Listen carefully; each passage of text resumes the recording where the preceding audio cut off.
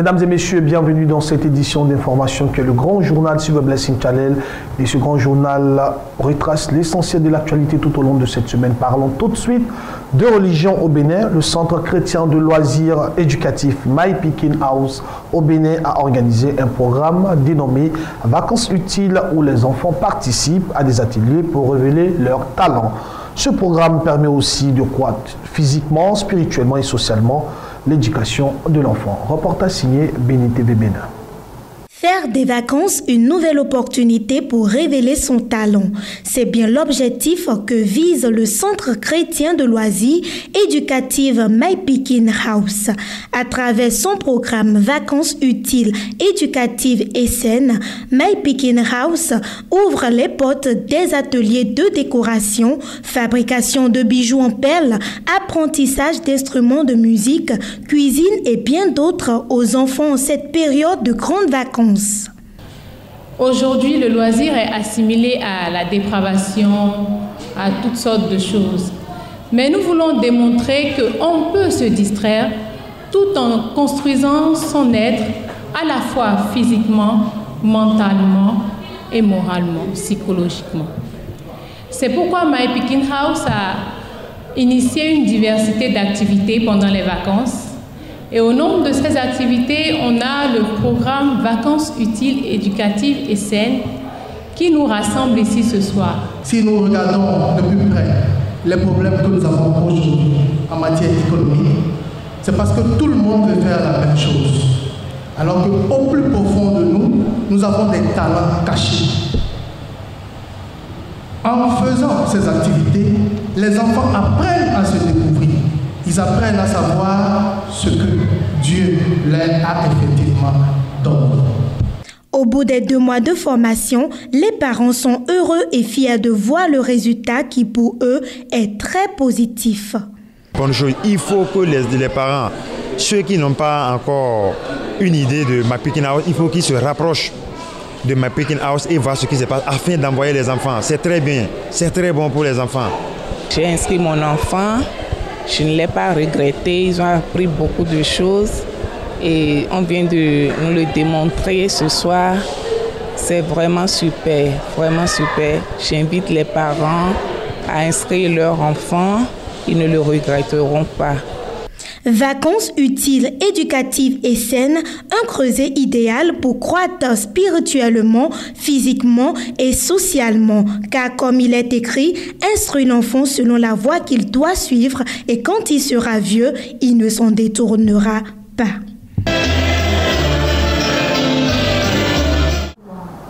Nous restons toujours en compagnie de notre correspondant au Bénin. Parlons cette fois-ci du séminaire de 3 jours organisé par l'église pentecôtiste EPM au Bénin. Le but de cette rencontre est d'apporter une restauration au sein du corps du Christ. L'invité de cette rencontre est dénommé l'apôtre Dominique Nguessan.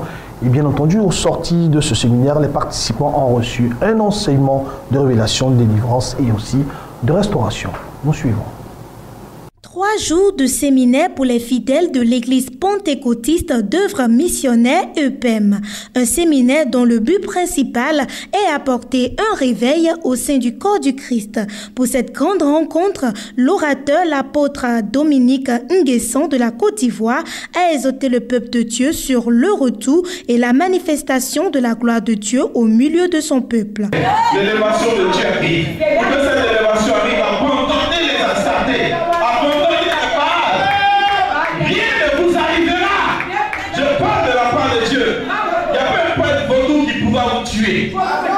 Personne ne pourra vous tuer. Abandonnez les astartés de Baal. Parce que Dieu veut vous porter là. Pour vous donner de connaître l'ascension. Le Dieu de gloire veut se révéler à vous. Le premier jour, le Seigneur nous a visités.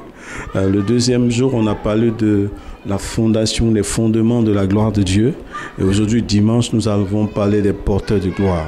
Quand Dieu veut ramener sa gloire, qui est partie, qui a été bannie par une certaine génération, il utilise des porteurs de gloire. Nous organisons de façon sporadique des programmes de réveil dans notre communauté parce que, comme le pouvait dire l'apôtre Paul, nous sommes dans des temps de la fin.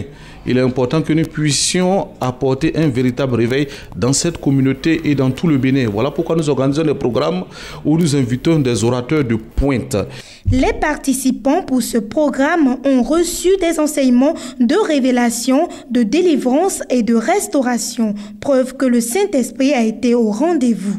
J'ai appris dans ces 3 jours de jeûne et prière que c'est dans les moments difficiles que le Seigneur nous élève. Moi, j'ai retenu dans sa présence, il y a beaucoup de choses.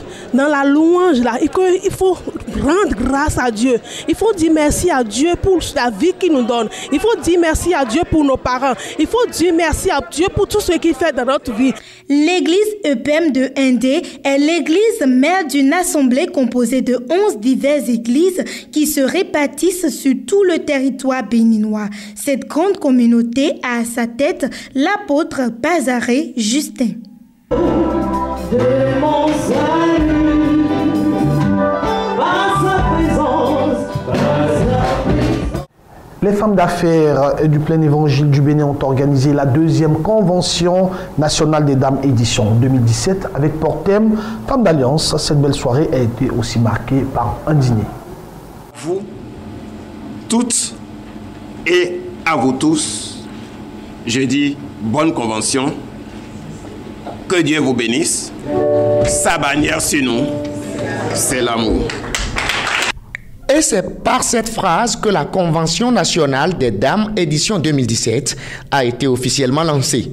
Réunies autour du thème Femmes d'Alliance, les femmes d'affaires du plein évangile du Bénin ont 2 jours durant été outillées sur les conditions à réunir pour être une femme d'alliance.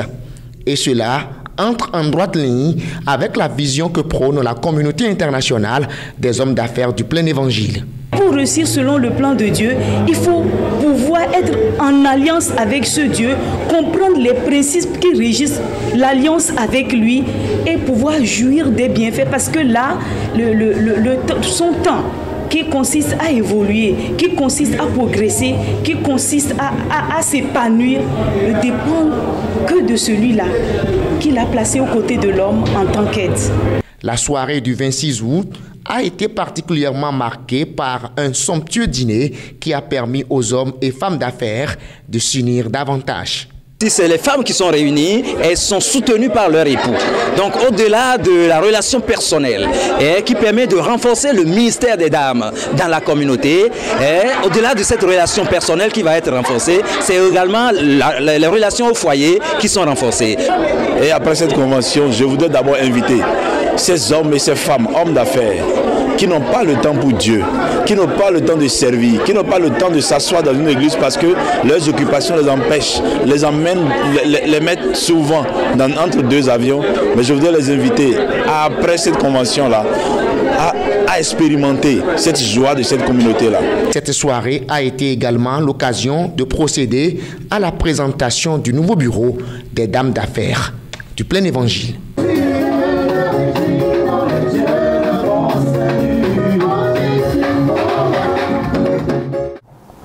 Nous terminons avec le Bénin. Parlons à présent de la cérémonie de clôture du CIFOD au Bénin avec pour thème Femmes.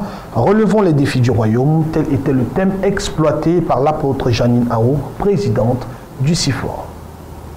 Je déclare ouvert le premier CIFOD au nom de Père.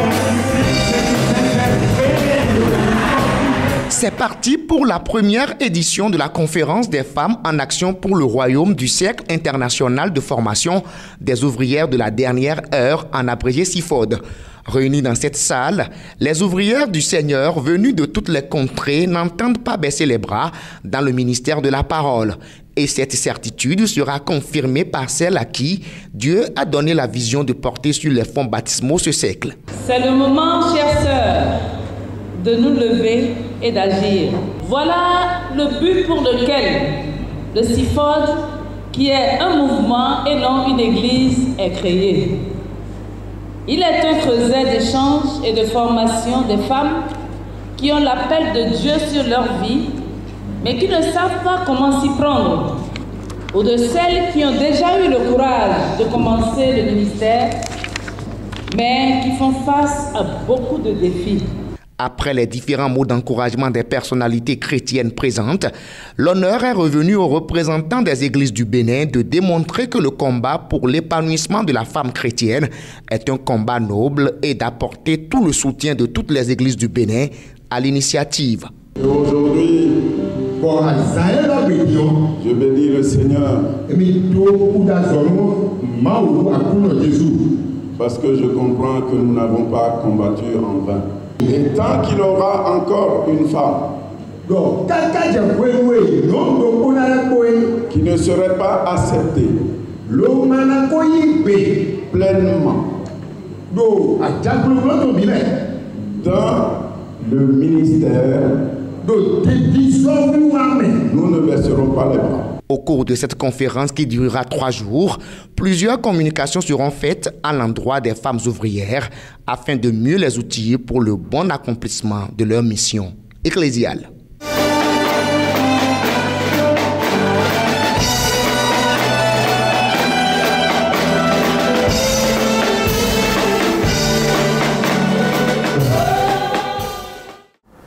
Le ministère international de la grâce de guérison, dirigé par la prophétesse Maman Grâce, a organisé une grande veillée de prière, de miracles et aussi de guérison. C'était le vendredi 11 août 2017 au siège du dit ministère 6 dans la ville d'Abbeville. Reportage.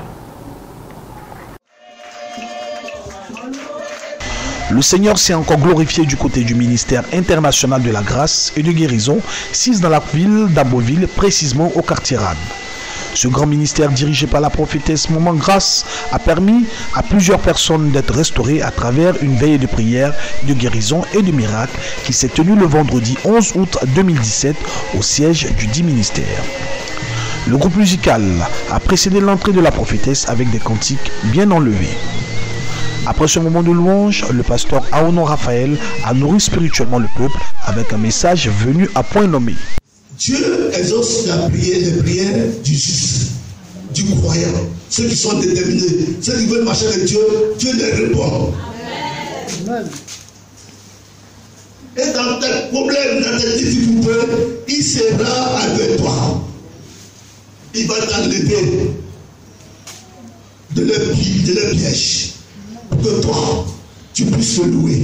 Pour que toi, tu puisses le délivrer, le glorifier. Parce que ce que Dieu fait, c'est qu'on le loue, qu'on le glorifie. Qu'on le loue, qu'on le glorifie. Dieu sied dans la louange. La prophétesse Maman Grâce a rendu ministère. Plusieurs âmes restaurées. Le Saint-Esprit a puissamment utilisé la servante de Dieu avec des actions fortes.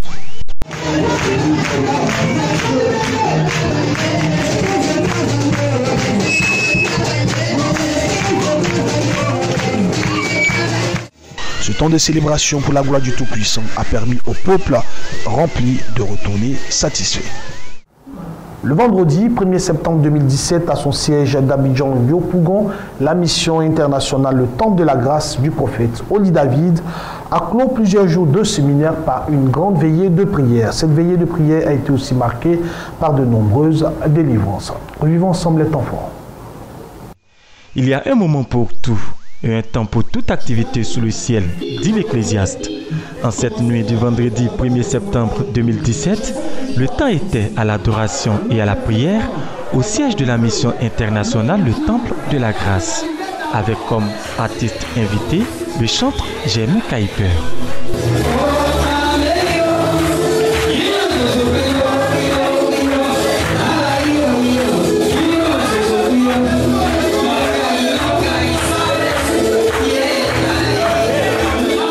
Au cours du séminaire du 29 août au 1er septembre, le peuple de Dieu a acquis les armes nécessaires pour briser les chaînes du mal.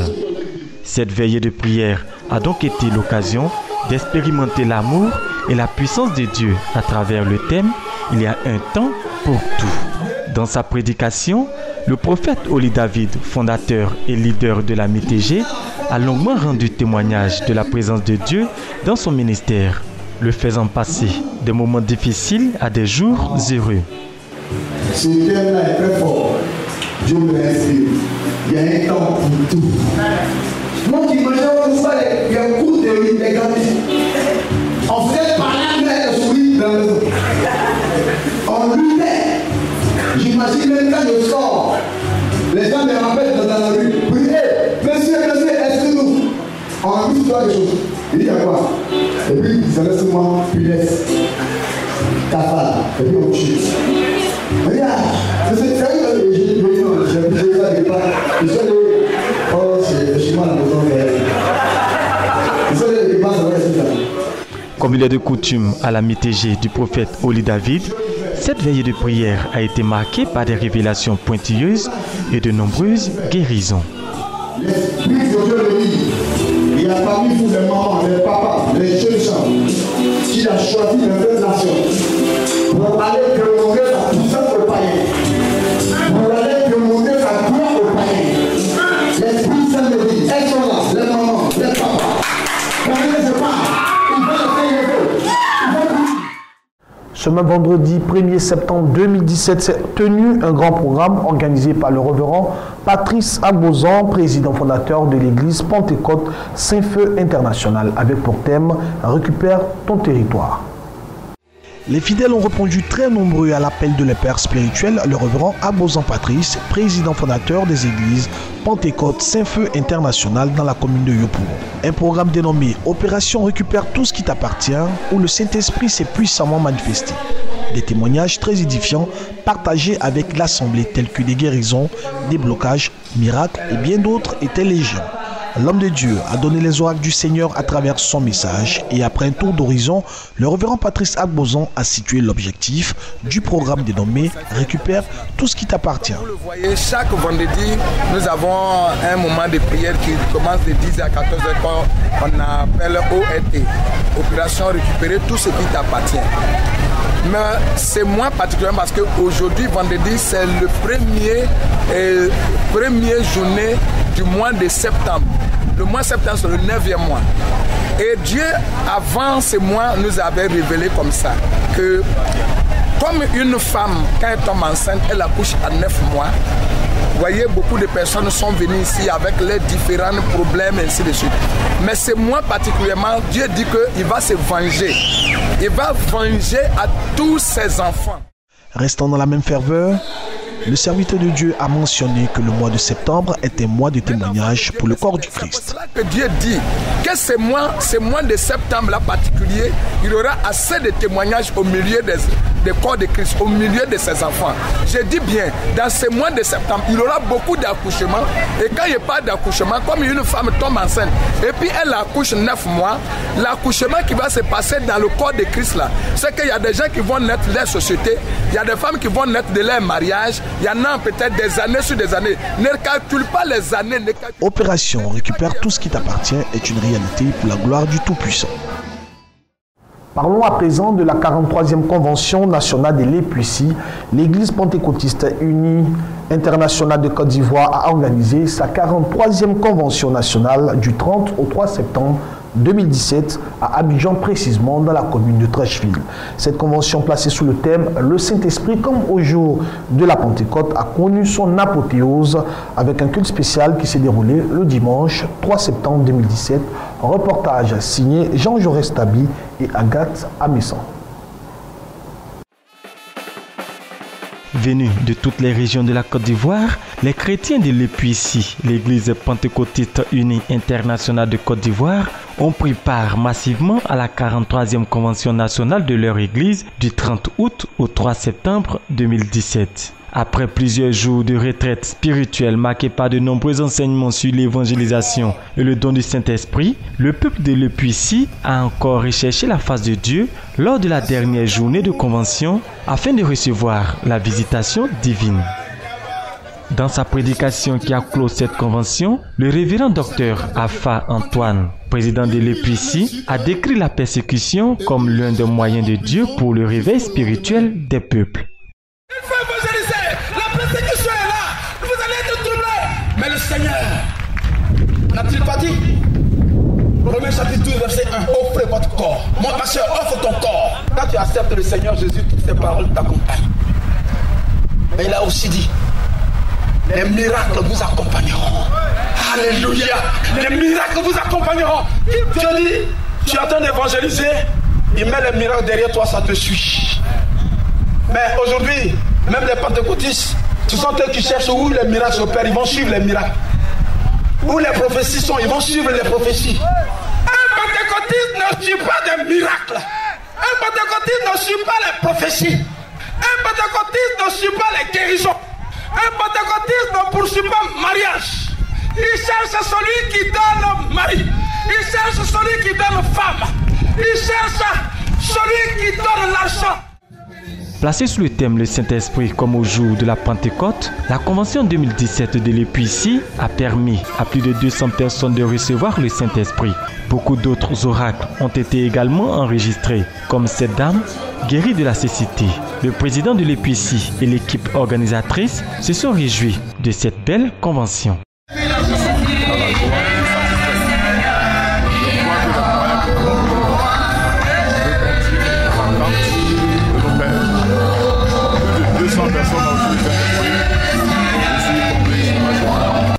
Premier missionnaire pentecôtiste et fondateur de l'EPICI en Côte d'Ivoire, le révérend Edward Allard est aussi touché par l'essor de cette mission en Côte d'Ivoire. La convention 2017 de l'EPICI s'est achevée par le lancement de l'opération de construction du prochain siège de l'Église. L'Institut supérieur de la formation continue, en abrégé ISFC, à la sortie de sa première promotion d'auditeurs suivi d'un séminaire de formation sur le leadership. Revenons dans ce élément avec les détails proposés par notre correspondant. Le dernier séminaire en date de l'Institut supérieur de la formation continue, ISFC, le samedi 2 septembre 2017, à Cocody, marquait aussi la sortie officielle de la première promotion d'auditeurs de cet institut. Pour donc boucler la boucle, la formation de ce jour a eu pour thème le leadership dans un exposé fait par M. Nestor Yao Kobenon, directeur général adjoint de l'ISFC. Il y a trois aspects, c'est la finalité. Quelle est la finalité d'une action? Cette action sert à quoi? Même quand on a eu l'église, quelle est la finalité de l'église? C'est vrai, c'est le salut. On va aller au paradis. Mais en attendant, quelle est la finalité aujourd'hui? Et après, la compétence. Qu'est-ce que tu sais faire? C'est vrai qu'il faut être formé, il faut aller à l'école. Mais est-ce que tu sais faire quelque chose de tes 10 doigts, comme on aime le dire? Et c'est le problème en Afrique, et particulièrement en Côte d'Ivoire. Joseph, les îles, ça n'allait pas. Et quand il est venu, voilà.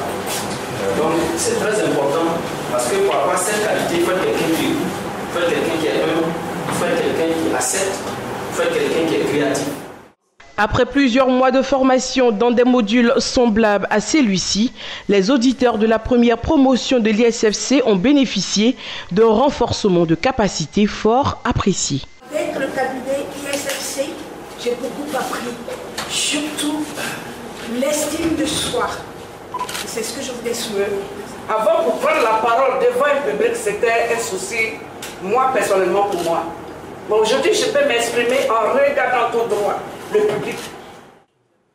Des diplômes remis à chaque auditeur et auditrice attestent désormais de cette formation. Les consultants, courroies de transmission de la formation ISFC, ont également été honorés par les diplômes d'honneur et de médailles. Il a du talent caché en lui. Il est un coach en développement personnel. Quand il prend, il fait des analyses pertinentes, des analyses pointueuses. En tout cas, je ne sais pas, les mots me manquent.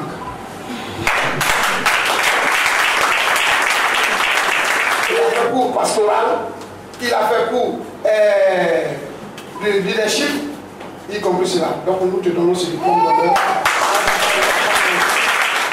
La formation au cabinet ISFC se base sur une méthode pratique qui permet aux auditeurs de tout niveau intellectuel de continuer à se former. L'association des Anibona d'Aniblecro, ville dans l'est de la Côte d'Ivoire, ont célébré ses 30 années d'anniversaire. La cérémonie a été placée sous le signe de la foi avec le Seigneur. Plus de détails avec Anissé Kwadjo, notre correspondant à Bandoukou. L'association des Anibona résidant à Aniblecro se sont donné rendez-vous dans le village de Deimba pour la célébration des 30 ans d'existence de leur association. Cérémonie meublée par des danses traditionnelles, des prestations d'artistes et une importante communication sur la restauration du royaume Bona. M. Apia Kwadjo Michel, président de l'Asbora, définit l'objectif de cette célébration. L'organisation l'Asbora, c'est pour la solidarité entre nous, l'entraide. Nous retrouvons dans les villages Bona, nous imprégner un peu de la réalité du terrain et surtout de nos coutumes. Améliorer surtout les conditions de vie de nos parents. Kwadjo Parfait est le vice-président de la mutuelle de développement de Deimba. Il a, au nom du président, exprimé toute la joie qui l'anime à l'idée de recevoir l'Asbora dans leur village. Un grand sentiment de joie qui m'anime de savoir que nos frères ont cette chose associative en eux. Notre objectif au niveau de Deimba est de créer une cellule qui va s'appuyer sur les acquis de Asbora pour pouvoir jouer soit une bonne base et permettre à Deimba et toute la région d'aller à ce développement. Les 30 ans d'anniversaire de l'association des Anibona résidant à Aniblecro, Asbora, a bénéficié du soutien des associations sœurs telles que les Tabana, les Baoulé, les Dida et les Abé. L'honorable Yebois Kwabenon Séverin, député de Transua, Achefri Kwassan-Anguin, empêché, était représenté par M. Hervé Adjimad, qui a adressé ses vives félicitations à tous les membres de l'Asbora pour leur esprit de fraternité et de solidarité. Pour ses frères, pour Longo et Bron, pourquoi ne pas le faire autant pour ses frères Bona? Pour ces 30 ans, tous les membres de l'Asbora ont tenu à dire merci au Tout-Puissant, l'Éternel Dieu, pour son appui et pour tout ce qu'il a fait dans leur vie.